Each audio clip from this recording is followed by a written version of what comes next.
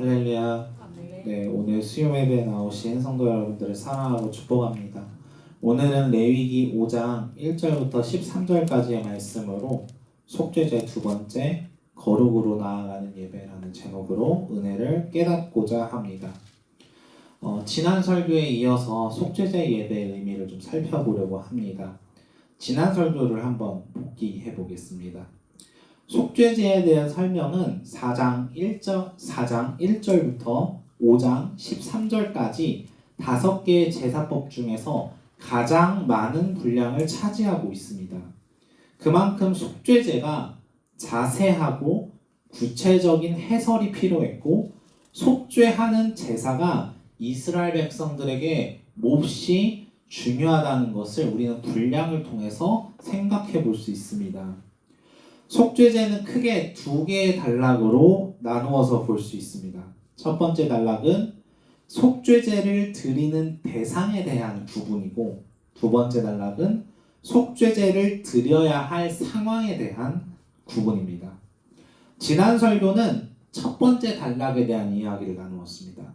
4장 1절부터 35절까지 속죄제를 드려야 할 대상을 구분하고 있었죠. 4장 3절을 보게 되면은 기름 부음 받은 제사장, 13절을 보면 의회 역할을 하는 회중들, 22절에는 족장들, 27절에는 평민들을 대상으로 예배 방식을 하나님이 구분짓고 있었습니다. 핵심은 이스라엘을 치리하는 높은 직위를 가진 자일수록 요구되는 거룩의 수준이 높았다는 거예요. 일반 평민이 죄를 짓는 것과 제사장이 죄를 짓는 것, 죄 짓는 것은 똑같지만, 똑같은 죄이지만 그 죄의 파급력이 달랐다는 거예요. 학생이 틀린 정보를 발표하는 것과 교수가 틀린 정보를 가르치는 것의 파급력이 다른 것처럼요. 높은 직분, 높은 직위를 가질수록 그 죄의 파급력이 달랐기에 하나님께서는 대상에 따라 성결하는 방식의 강도를 구분하셨어요. 그리고 이러한 속죄제를 통해 이스라엘 백성들은 하나님의 백성이 되는 예배를 드렸다라고 말씀을 나누었습니다. 오늘은 두 번째 단락, 속죄제를 드려야 할 상황에 대해서 함께 말씀을 깨닫고자 합니다. 오늘 본문은 5장 1절부터 13절까지의 내용은 속죄제를 드려야 할 상황을 보도하고 있습니다. 근데 크게 두 부분으로 나뉘어져 있습니다. 5장 1절부터 6절까지는 어떤 상황일 때 속죄제를 드려야 하는지를, 구체적인 상황들을 하나씩 나열하면서 설명을 하고 있는 부분이고, 7절부터 13절까지는 그런 상황에서 속죄제를 어떻게 드려야 하는지를 하나님이 말씀하고 계십니다. 그 내용들을 보니까 누군가가 저주하는 소리를 들었는데 그것을 알리지 않을 때, 부지 중의 상황이라도 부정한 것들을 만졌을 때, 그리고 부지 중에 어떤 사람의 부정함에 내가 닿고서 나중에 그것을 깨달았을 때, 혹은 입술로 함부로 맹세한 것을 내가 깨달았을 때, 그 사람은 허물이 있다고 하나님이 말씀하고 계십니다. 그런데 이 죄들을 가만히 보니까 특징이 하나 있습니다. 이 죄들은 어떤 사람이 자기가 어떤 일을 해야 하든, 죄를 범하고 나서 어떤 일을 해야 하는지를 알고 있었는데 까먹었다는 거예요. 그 일을 망각해서 잊어서 그 일을 하지 못하고 나중에 가서 생각나는 경우를 하나님이 말씀하고 계십니다. 첫 번째 경우에는 저주하는 이야기를 듣게 되면은 법정에서 증인으로 서서 이 사람이 이런 이야기를 했습니다 라고 얘기를 해야 되는 의무가 있는데 잊어버린 거예요. 두 번째, 세 번째 경우에는 부정하게 된 후에는 바로 깨끗하게 하는 의식을 치려야 되는데 그것을 까먹은 거예요. 그 의무를 잊어버린 거예요.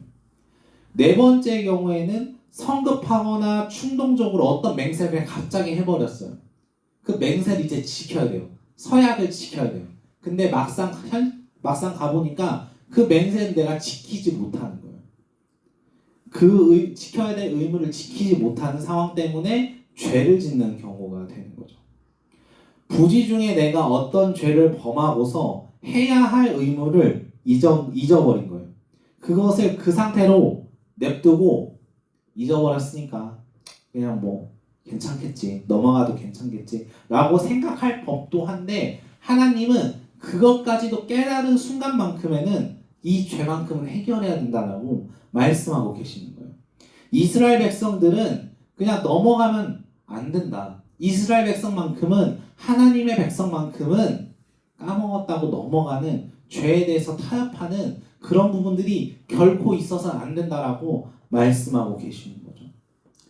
하나님의 백성으로 택함받은 사람들은 부지 중에 죄를 범했다면 그 죄의 파급력을, 죄의 문제를 아는 사람들이 그것을 망각하더라도 내가 나 이때 이런 죄를 저질렀구나 깨달아진다면, 생각이 난다면 그 죄를 반드시 해결해야 된다 라고 이야기하시면서, 말씀하시면서 속죄제 예배를 우리에게 말씀하고 계십니다.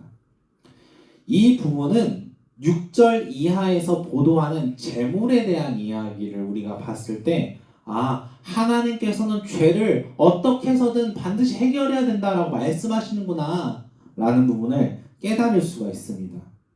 6절을 보게 되면 우리가 4장에서 살펴본 것처럼 짐승을 제물로 바치는 것을 말씀하고 계세요. 암컷 어린 양이나 염소를 끌어다가 속죄제를 드려라 말씀하시죠. 그래서 피를 뿌리고 피를 바르는 그런 행동들을 취하면서 죄를 씻는 예배를 해야 한다라고 하나님이 4장의 말씀과 5장 6절을 통해서도 말씀하고 계십니다. 근데 중요한 건 7절 이하의 말씀들이 굉장히 우리가 주목을 해야 됩니다. 우리 5장 7절 말씀을 한 목소리로 읽어보겠습니다. 만일 그의 힘이 어린 양을 바치는 데에 미치지 못하면 그가 지은 죄를 속죄하기 위하여 산비둘기 2마리나 집비둘기 새끼 2마리를 여호와께로 가져가되 하나는 속죄제물로 삼고 하나는 번제물로 삼아. 아멘. 자, 속죄제를 드릴 적에 소나 양이나 염소를 제물로 바쳐야 한다라고 하나님이 말씀하셨는데, 하나님이 여기선 이렇게 말씀하시는 거예요.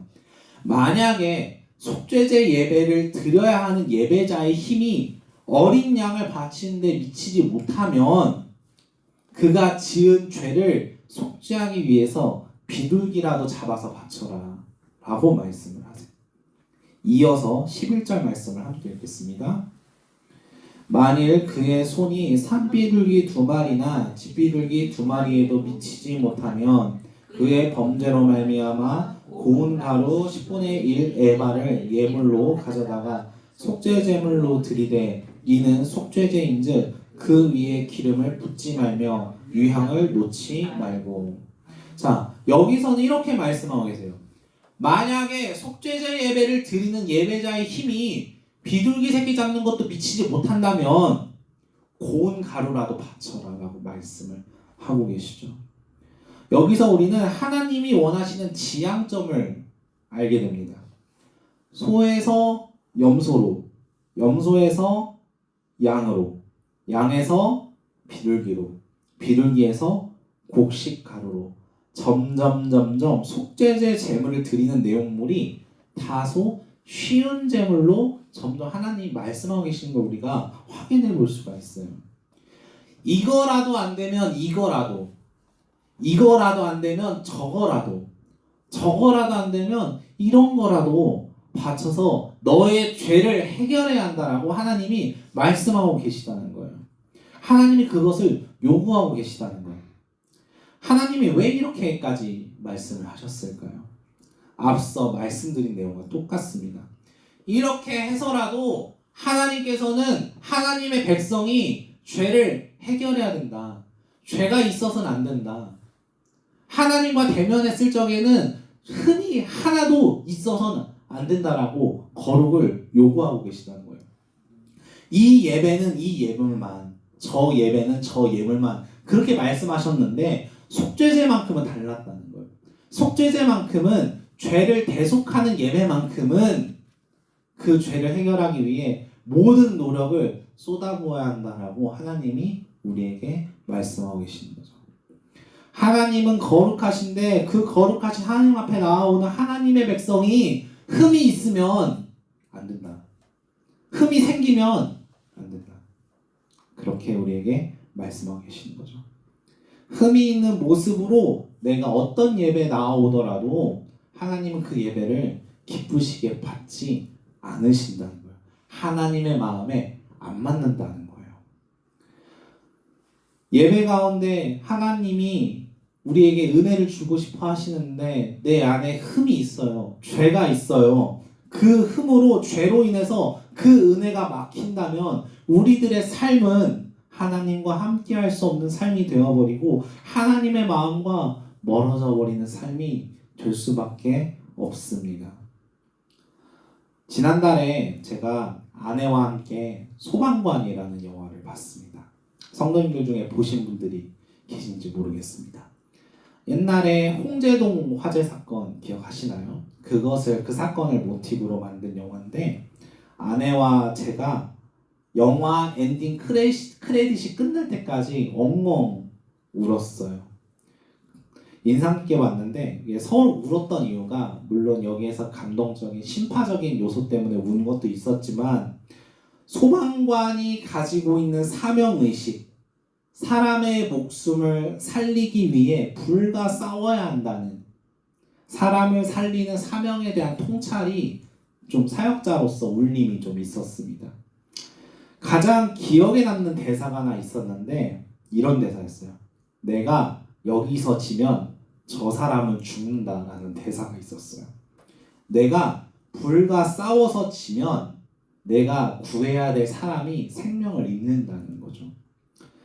그래서 영화를 보면서 사역자의 책무가 뭘까 계속 생각도 했었는데 좀 영화 보면서 또 같이 생각이 났던 게 웨슬리 목사님이 죄에 대해서 말씀하신 게 계속 생각이 나더라고요. 이 영화에서 불을 다루는 그런 모습들이 웨슬리 목사님이 죄에 대해서 말씀하신 내용과 좀 비슷한 부분들이 많더라고요. 감리교 창시자이신 웨슬리 목사님이 설교 중에 이런 얘기를 하세요. 그리스도인은 죄를 피해서는 안 된다. 여기까지만 들으면 좀 이상하잖아요. 죄를 피하는 게 아니라 하나님의 자녀로 부름받아서 죄로부터 자유한 그리스도인이 죄를 다시 범하지 않기 위해선 죄를 피하는 게 아니라 죄와 싸워야 한다라고 말씀을 하셨어요. 피하는 게 아니라 죄와 싸워서 이겨야 한다라고 말씀을 하시죠. 하나님의 은혜로 죄로부터 구원받은 우리가 결코 죄를 짓지 않을 수 있는 이유는 죄가 무서워서 도망치고 피하기 때문이 아니라 죄를 마주하고 거기에 잡아먹히지 않고 싸워서 이길 수 있는 능력을 예수 그리스도로부터 우리가 받았기 때문에 예수 그리스도의 십자가의 능력을 우리가 받았기 때문에 죄와 맞서 싸울 수 있다는 거죠. 죄로부터 겁먹을 필요가 없다는 거예요. 예수 그리스도께서 죄를 정복하고 이미 승리하셨기 때문에 우리 역시 죄를 물리칠 수 있다는 거예요. 소방관이 생명을 지키기 위해 불과 싸워야 하는 것처럼 그리스도인 역시 목숨을 지키기 위해 생명을 지키기 위해 죄와 싸워야만 한다는 거예요. 그런 이유에서 속죄제가 죄와 싸우는 예배라는 생각이 들었습니다. 속죄제라는 히브리어 단어는 하타트라는 단어입니다. 하타트. 이 하타트는 하타라는 히브리어 단어에서 나왔어요. 하타는 실패하다, 죄짓다, 벗어나다라는 뜻을 가지고 있습니다. 하나님이 이스라엘 백성들에게 어떤 규범이나 규칙을 주셨고 이스라엘 백성들이 그 규범과 규칙에서 벗어났을 때 그때 우리는 죄를 지었다라고 얘기를 해요. 하나님의 말씀으로부터 이탈하는 거예요. 하나님의 말씀에서 벗어나는 거예요. 그래서 히브리어 하타를 헬라어에서는 하마르티아라는 단어로 쓰고 있는데 그 뜻이 관역을 벗어나다라는 뜻이에요. 표적을 벗어나다라는 뜻이에요. 하나님이 지시하신 하나님이 말씀하신 것에서 벗어나는 게 죄라는 거예요. 그런데 이 하타라는 단어에서 영어에서는 능동태니, 수동태니 이런 동사에 대한 변형, 문법이 있는 것처럼 히브리어에서도 문법이 다양하게 있는데 그 중에 PL형이라는 문법이 있습니다. PL형. 이 하타를 PL형으로 쓰면 하타트가 됩니다. 그러면 PL형이 뭐냐? PL형이 뭐냐? 동사를 강조하는 거예요. 동사를 강조하는 거. 동사를 2번 연달아 쓰는 거예요. 쉽게 예를 제가 들어보면 죽이다라는 동사를 PL형으로 쓰면 죽이고 죽이다 라고 쓸 수 있죠. 잔인하게 죽이다 이렇게 번역을 할 수 있는 거예요. 먹다라는 동사를 밥을 먹다라는 동사를 PL형으로 쓰면 밥을 먹고 또 먹다. 그래서 개걸스럽게 먹다 이렇게 번역을 할 수가 있습니다.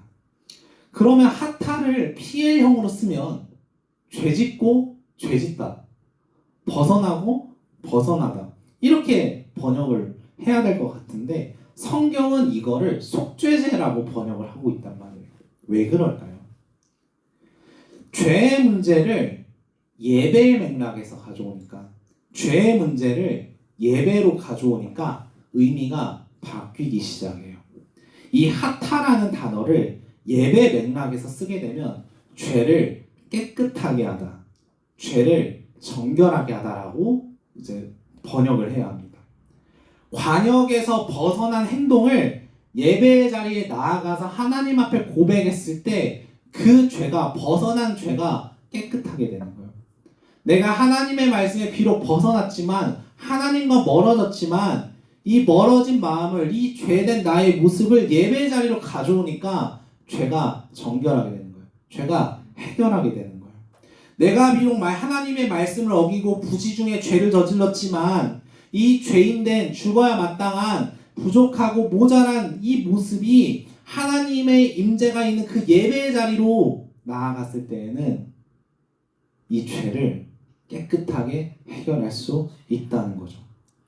그래서 예배의 자리에서 하타를 PL형으로 쓰면 깨끗하게 하고 깨끗하게 하다, 정결하게 하고 정결하게 하다, 완전한 거룩으로 나아가다 이런 뜻으로 우리가 생각해 볼 수 있습니다.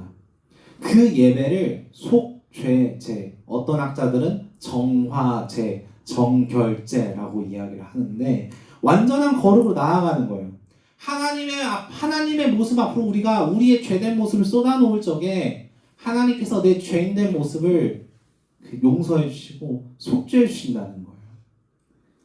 내가 비록 죽어야 할 죄인이지만 하나님이 임재하신 예배의 자리로 나아간다면 하나님의 은혜를 받지 못할 죄인된 모습이지만 이 죄인된 모습이 하나님의 임재 앞으로 주님의 예배 앞으로 우리가 서게 된다면 하나님의 사랑을 받을 만한 자격이 없는 모습이지만 예배의 자리로 우리가 나아가게 될 때 하나님의 은혜를 받고 하나님의 사랑을 받고 하나님의 구원의 능력을 경험할 수 있는 귀한 예배 시간이 속죄제라는 거예요.